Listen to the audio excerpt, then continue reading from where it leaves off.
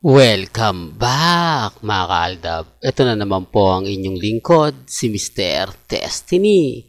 At magbibigay po tayo ng pinakamainit na update po ngayon sa social media mga kaaldab. Ito yung pinaka-latest ngayong kumbaga pinag-uusapan ang bagong lading nga po raw ni Alden Richards na kung saan mga kaaldab ang bali-balita ko manggagaling daw po sa kabila mga kaaldab. So, pwede pong ito mga kaaldab maraming komento na naman sa akin nito, maraming pambabash, di po ba?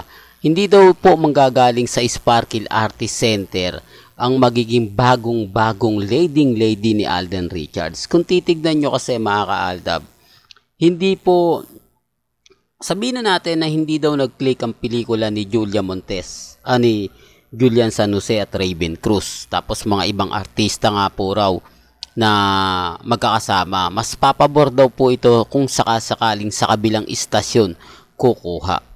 Di po ba? Marami tuloy nagsasabi na baka si Mengay na o di kaya mga artista ng ABS-CBN. Dalawa lang naman po yung mga bagay na ganyan. Di po ba? Sabi ko nga po sa inyo dito sa channel ni Mr. Destiny, 101% updated po kayo. Di po ba? Kaya po dun sa mga tao magre-react at magko-komento, okay lang naman po yan. Kumbaga may kanya-kanya po tayong opinion, may kanya-kanya po tayong reaksyon. Pero bago natin ituloy itong napakagandang update natin, kung bago ka lang sa channel na to, at isa kang true-blooded Aldab Nation na nagmamahal po kina Mengay at Tisoy, tama po ang channel na pinuntahan mo, kaya consider na po kitang bagong subscriber. At huwag mong kalimutang i-share ang mga video po natin sa mga mami, sa mga titas at sa mga senyor. Well, dito naman po mga kaaldab sa mga kumakalat ngayon sa mga sinasabi ni Atty. Annette Gozon sa bagong project ni Alden, nakikiramdam din po sila. Sa totoo lang to, itong pelikula ni Julia Montes at Alden, magkiklik po talaga to. Kasi etong yung mga nakuha ni Alden sa tong August sa magpakailanman, talagang nag-viral. Talagang aani to ng award kung sakasakali mga kaaldab. Di po ba? Andito yung kumbaga kompleto. Sabi nga po nila pagka nagluto ka ng ulam, talagang hahanap-hanapin mo. Di po ba yung tipong kapag natikman mo ang isang potahing sobrang sarap, babalik at babalikan mo. Di po ba? Hindi ko naman po sinasabing pagkain si Alden Richards. Di po ba? Hindi ko naman sinasabing, naku, luto lang pa. Hindi po. Ibig kong sabihin, kapag nagustuhan mo yung timpla, hahanap-hanapin mo. Ang timpla ni Alden Richards sa pagiging napakahusay na artista. Di po ba? Ito yung paulit-ulit kong binabanggit. Di po ba? Magaling daw po si Alding. Magaling daw po talaga itong si Alden Richards, sabi ng GMA. Ang sarap barahin. Ang sarap isampal sa kanila yung katotohanan na hindi naman nila binigyan ng magandang project si Alden Di po ba?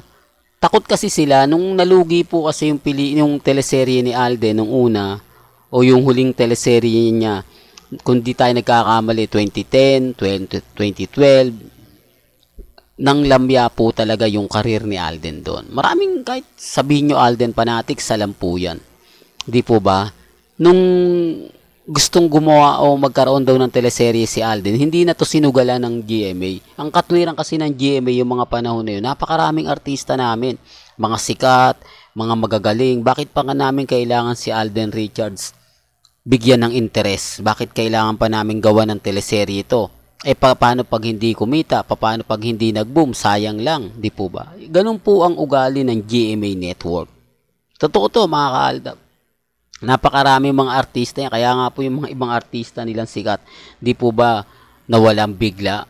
Katulad ni Richard Gutierrez, yung asawa niya. Tapos yung mga ibang artista, Angel Locsin. Ang dami mga kaaldab. Ganun ang ugali ng GMA Kapuso. Di po ba? Na hindi man lang nila binigyan ng pangalawang pagkakataon. Although hindi kumita yung isa, dapat sinundan po nila. O kaya sinabak na lang sa starring si Alden, yung parang kumbaga backup na lang siya ng bida. Di po ba? Yung parang ano na lang. Pero gaya sinabi ko, depende pa rin po yan sa nangyayari. Tapos ngayon, sinasabi nila, inaangkin nila ni Attorney Annette Gozon, sinasabi niya na talagang mahusay si Alden, talagang una pa lang nakitaan na natin siya ng talento, una pa lang, ito yung sinasabi kong yung plastic, mga kaaldab. Di po ba? Totoo naman po eh, masakit na salita, pero yan ang katotohanan. Kasi matagal siya sa Itbulaga eh. Halos, kumbaga, yun ang pinakahuling bahay niya. Sabay resign na siya. Di po ba? Eh kung hindi po pala siya sinalo ng Itbulaga, saan po pulutin si Alden? Hindi po ba? Kaya ito po ang isa sa hinanakit ng TVJ. Isa po ito sa masasabi natin na maaaring gawing, kumbaga, yung tipong gawing yung panglaban kay Alden. Di po ba? Yung tipong, yung ibig kong sabihin mga kaaldab, may pwede silang ipagmalaki. May pwede silang sabihin kay Alden na o kung hindi naman sa amin, hindi ka rin sisikat eh. Kung hindi rin naman ka namin kinuha sa Itbulaga, hindi ka rin naman, kumbaga wala ka nang lalagyan. E po ba kasi lahat ng sa GMA, hindi ka na binibigyan ng ng show. Tapos ang huling segment lang na binigay sa'yo, yung bubble gum. Hindi po ba? Real talk yan. Kaya po yung Itbulaga, pag nagsasalita, yung si Alden, tahimik lang. Hindi siya yung tipo na makikipagdebate. Hindi kasi alam niya na sa loob niya na Itbulaga talaga yung bumuhay sa kanya. Itbulaga talaga yung nagbigay sa kanya ng pagkakataon. Wala pa po yung Aldab noon, mga kaaldab ha. For the record lang po, wala pa po yung Aldab noon. Kinuha na po talaga si Alden. Kaya nga po, kung kukunin po ng GMA, ng Itbulaga, yung owner na sila nagpasikat kay Alden, hindi po. Di po ba? Dito po yung Aldab Nation. Diyan po tayo pumapasok. At ito po yung sinasabi ko mga ka-Aldab, na wala naman pong utang na loob ang Itbulaga sa Aldab Nation. Na pagkatapos kaming gamitin, itsyapera na lang. Di po ba? Walang closure, walang isang napakabigat na interview patungkol kila Mengay at Isoy. Yan ang nakakasama rin po ng loob. Kaya nga po, sinasabi ko po ito para po sa kaalaman ng lahat. Para po sa mga taong bumibisita, dumadala, wala na pong karir nun si Alden. Di po ba? Nung pumasok lang po si Yaya Dab, doon lang po talaga nagkaroon ng karir. Doon, ibig kong sabihin na karir, yung pagbangon, yung pag-ahon ni Alden. Di po ba? Doon po yung naging masasabi natin na nagsimula. Di po ba? Tapos sunod-sunod na po yung project, lahat ng mga endorsement ni Alden talagang sold out.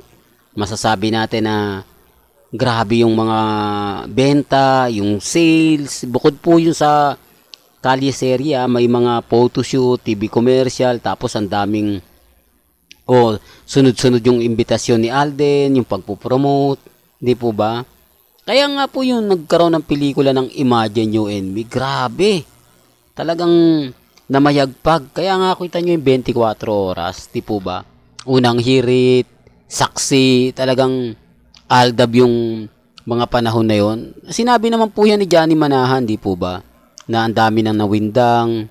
Tapos sinabi rin ni Vice Ganda na kumbaga, nag-aantay na lang daw po sila na palitan sila. Nag-aantay na lang po sila kung papatawag sila ng management na huling araw nyo na. Di po ba? Totoo naman po, at least itong mga sinasabi ko, totoo. At least itong mga sinasabi ko, hindi po to edited, hindi po to gawa-gawa lang. Di po ba? Although, sabihin natin yung iba, hindi po naintindihan. Normal lang po yan kasi matagal na po yun. Pero kung true-blooded Aldab Nation ka, alam mo yung pinupunto ko. Alam mo yung sinasabi ko. Yan naman po yung kagandahan eh. Kaya lang, i-remind ko lang po, depende na lang po ito sa mga taong magre-react at magkokomento sa akin. Basta kung ano lang po yung latest, kung ano lang po yung trending, dun lang po tayo. Di po ba? Well, real to kaya mga kaaldab. Well, hanggang dito na lang po yung updates natin ha. Kaya kung gusto nyo pa po ng pinaka-latest at sariwang update, abay tutok lang po kayo sa channel ni Mr. Destiny para updated po kayo sa mga bagong video po na ilalabas po natin maya-maya lang. Hanggang sa muli, salamat po sa panonood at pakikinig.